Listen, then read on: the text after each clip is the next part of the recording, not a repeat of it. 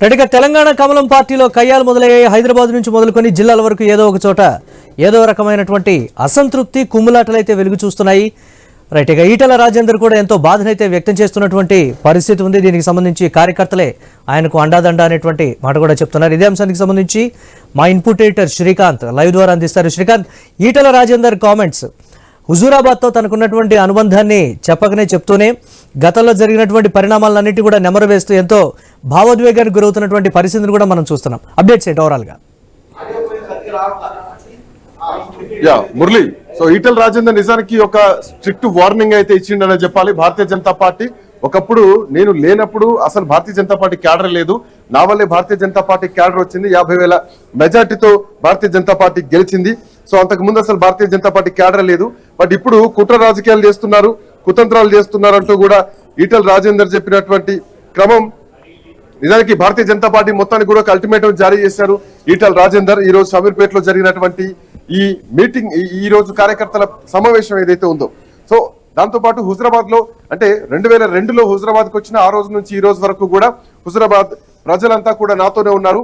So ఓడిపోయిన తర్వాత మల్కాజ్గిరిలో పని ఒత్తిడి వల్ల రాలేకపోయాను, కాకపోతే ఒక గట్టి స్ట్రిక్ట్ స్టేట్మెంట్ మాత్రం హుజరాబాద్ నియోజకవర్గాలకు అక్కడటువంటి కార్యకర్తలకు బలం ఇచ్చారు ఈటల రాజేందర్.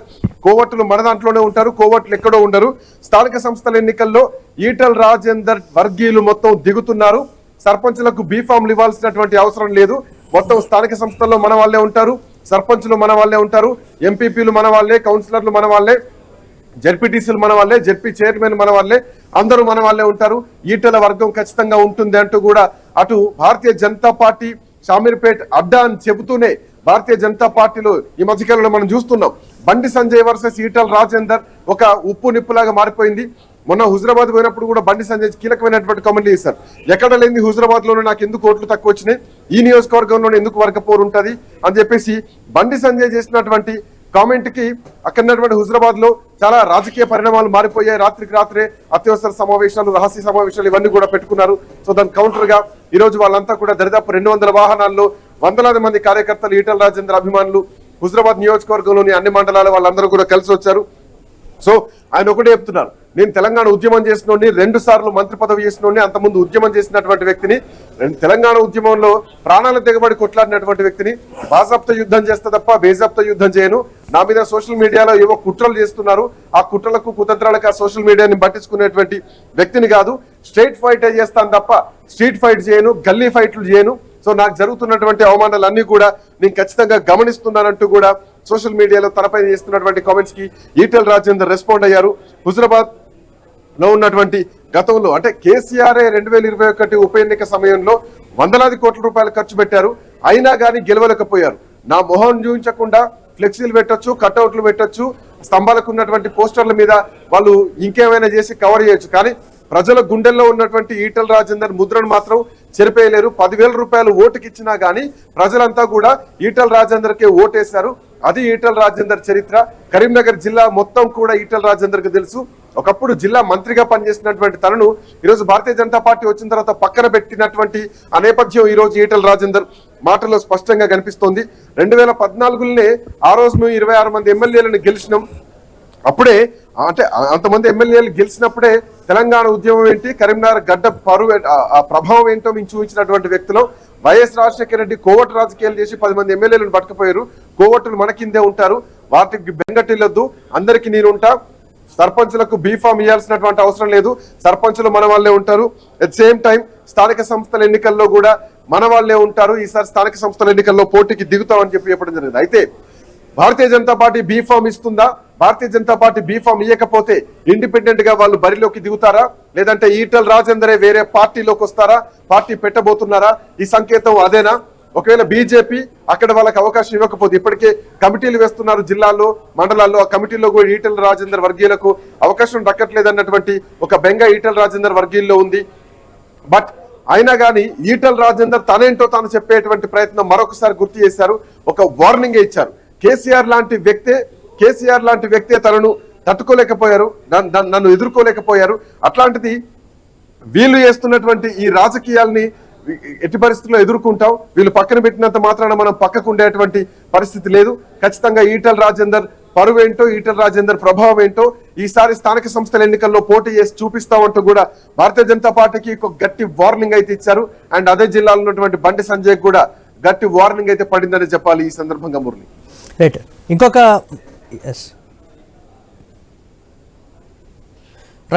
దీనికి సంబంధించి ఇంకొక మాట కూడా అన్నారు. కడుపులో కత్తులు పెట్టుకొని రాజకీయాలు చేయడం నాకు అలవాటు లేదనేటువంటి ఒక మాట కూడా అన్నారు. వెన్నుపోటు రాజకీయాలను కూడా నేను ఎదుర్కొన్నాననేటువంటి ఒక భావోద్వేగ పూరితమైనటువంటి మాటలు కూడా మాట్లాడారు. దీన్ని ఎలా చూడాలంటే ఖచ్చితంగా అంటే తెలంగాణ ఉద్యమంలో తెలంగాణ రాష్ట్రం వచ్చిన తర్వాత రెండోసారి ఈటెల రాజేందర్ మంత్రి అయిన తర్వాత ఆయనను పక్కన పెట్టడం జరిగింది. ఆయన క్రియాశీలకంగా మంత్రి పదవిలో ఉన్నా కానీ ఆయన్ను పూర్తిగా పక్కన పెట్టారు. ఆయనకు రావాల్సినటువంటి ప్రోటోకాల్ కూడా ఇవ్వలేదు.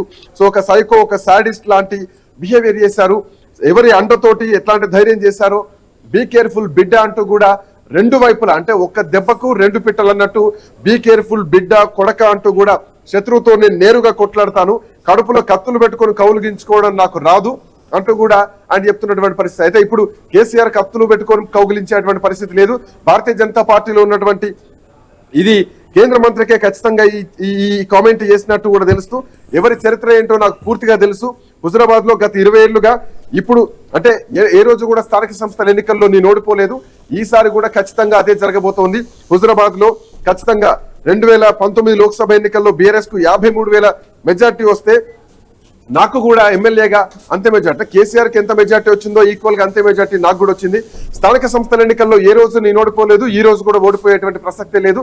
ఖచ్చితంగా స్థానిక సంస్థల ఎన్నికల్లో రంగంలోకి దిగుతామంటూ కూడా ఈటెల రాజేందర్ చెప్పకనే చెప్పారు. సో అనుభవం పార్టీకి ఉపయోగపడుతుంది వాడుకుంటే, లేదంటే పదవులే పరమావధిగా భావించే వాళ్ళకు మాత్రం పార్టీలో పనిచేస్తే ఖచ్చితంగా ఇది ఎఫెక్ట్ ఉంటుందంటూ కూడా ఈటెల రాజేందర్ చెప్పడం జరిగింది.